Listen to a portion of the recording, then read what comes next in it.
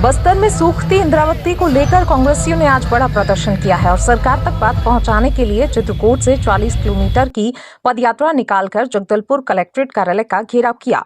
वहीं हजारों की संख्या में किसानों को लेकर पहुंचे कांग्रेसियों ने कलेक्ट्रेट कार्यालय के सामने लगा बैरिकेड के सामने जमकर हंगामा किया और पुलिस द्वारा लगाए गए बैरिकेड्स को पार करने की भरकस कोशिश की गई। वहीं पदयात्रा की अगुवाई कर रहे दीपक बैज सहित संभाग भर के पूर्व विधायक व संगठन के नेताओं ने प्रशासन पर इंद्रावती को लेकर नाराजगी देखी गई और काफी देर तक कांग्रेसी कार्यकर्ताओं और पुलिस के बीच धक्का मुक्की होती रही।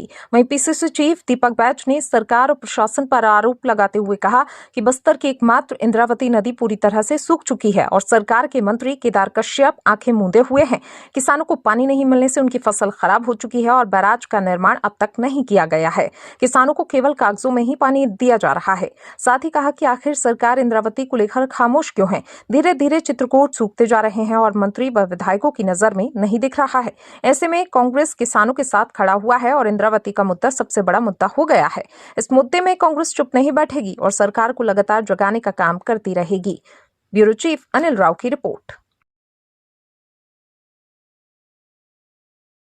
जब से भारतीय जनता पार्टी की सरकार बनी है, हमारा बस्तर का प्रमुख नदी, प्राणदायिनी नदी इंद्रावती पूरे खतरे में है, उसका अस्तित्व संकट में है। पूरी तरह से नदी सूख चुकी है, चित्रकूट का जलधारा रुक चुका है और किसानों का फसलें चौपट हो चुकी है। ताकि देऊरगांव बैराज हमारी सरकार की दोनों बैराज ड्रीम प्रोजेक्ट है, जहां देऊरगांव बैराज बनने से बस्तर को और तोकापाल ब्लॉक को पानी मिलेगा।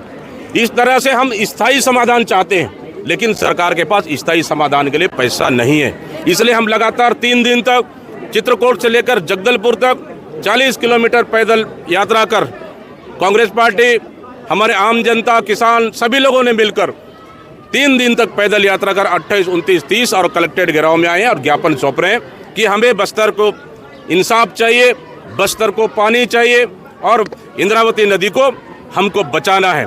इसलिए हम जिस तरह प्राधिकरण, बस्तर प्राधिकरण कोई सरकार ने खत्म कर दिया, इंद्रावती प्राधिकरण हमारी सरकार में बना था ताकि इंद्रावती नदी को बचाने के लिए वो प्राधिकरण काम कर सके, लेकिन उसको भी सरकार ने खत्म कर दिया। इसलिए ये लड़ाई हम लोग इंद्रावती के लिए है, हमारी जीवनदायिनी नदी के लिए है, ताकि आम जनता, किसान लगातार जो वाटर लेवल डाउन हो चुकी है, लगातार हमारी फसलें चौपट हो चुकी है, उसको बचाने के लिए आज लड़ाई लड़ रहे हैं हम लोग।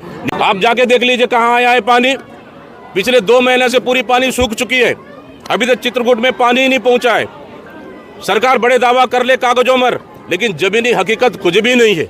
मैं तो बोल रहा हूँ कि बस्तर की जनता से जो यहाँ के इरिगेशन मिनिस्टर है केदार कश्यप जी को माफ़ी मांगना चाहिए।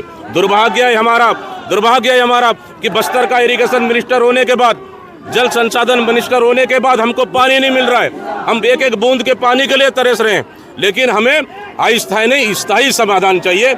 अभी तो देखिए, अभी तो अप्रैल महीने खत्म, बड़ा मुश्किल से आज हो रही है अप्रैल, मई, जून, 2 महीने पूरे बाकी है गर्मी का, तो क्या हालत होगा।